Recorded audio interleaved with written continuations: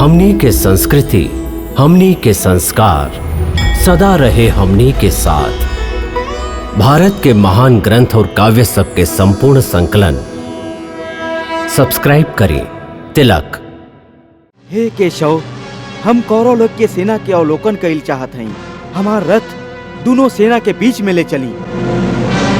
त तू देखल चाहतारा कि दुर्योधन के विजयी बनावे खातिर के योद्धा सम्मिलित भइल बाड़न और तोहके केकरा केकरा से युद्ध करे के हुई।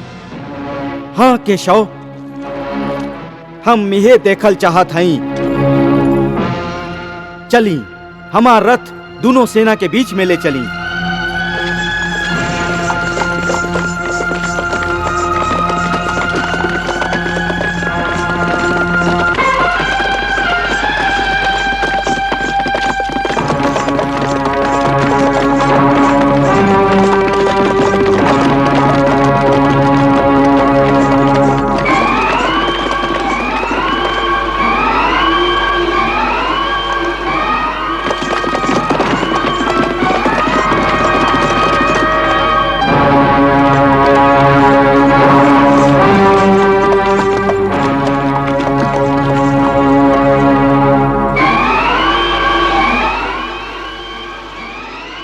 हे अर्जुन, तुम्हारी इच्छा के अनुसार हम तुम्हारी रथ दोनों सेना के बीच में ले आए हैं।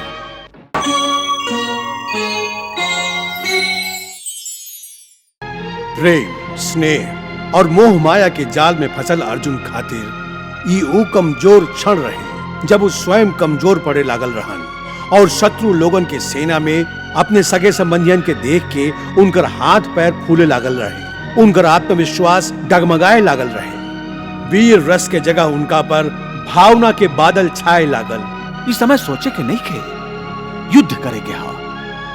तुहार गांडीव के टंकार सुने खातिर ना खाली युद्ध भूमि बल्कि आकाश में देवता भी प्रतीक्षा करता। वो देखल चाहता कि तू कैसन वीरता से युद्ध करवा।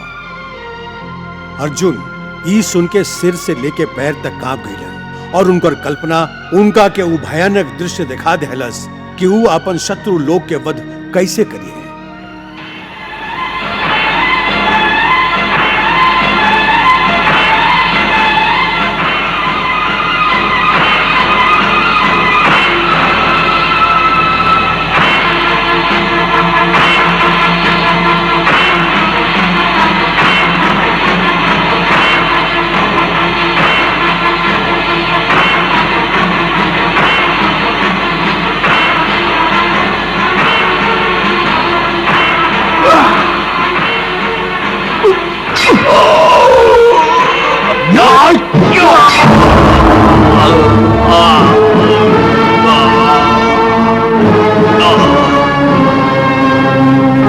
अर्जुन,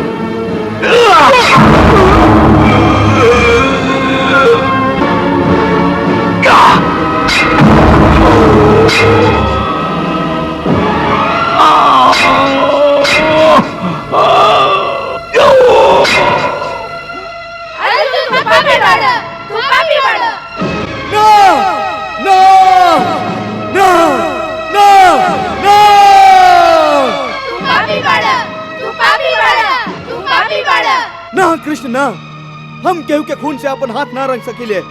हमारा आत्मा तो युद्ध के कल्पना से कांप उठेला। कृष्ण, हम अपन ही सगा संबंधियन के खून कैसे बहा सकीले, कैसे बहा सकीले।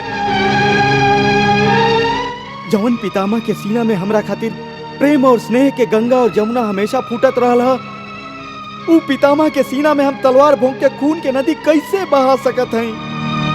हम कोनो राक्षस नहीं की जे हम अपन लोग के ही खून से स्नान करी। ई हमरा से कबो ना हो सकेला, कबो ना। पार्थ, तू इनका आपन समझेला, ऐसे तू इनका मौत के घाट ना उतारल चाहता। बाकी यदि तू इनका के मौत के घाट ना उतरबा तो ई जरूर है तू सब लोगन के मौत के घाट उतार दिए। हे मधुसूदन, यदि ऊ हमके मारल चाहेलन त मार देस, हमके एकर कोनो चिंता नहीं खे। बाकी हम अपन लोग के ही मार के पाप कैसे कर सकत हई। हे केशव, तू तो जाने ला कि कुल धर्म के नाश होके से सनातन कुल धर्म के नाश हो जाला, और धर्म के नाश हो जाए से पूरा कुल में पाप वही तरह फैल जाला जैसे कोनो प्राण घातक रोग मनुष्य के शरीर में फैल जाला। और ओह फैलल पाप के कारण ओह कुल के स्त्री सब दूषित हो जाएली,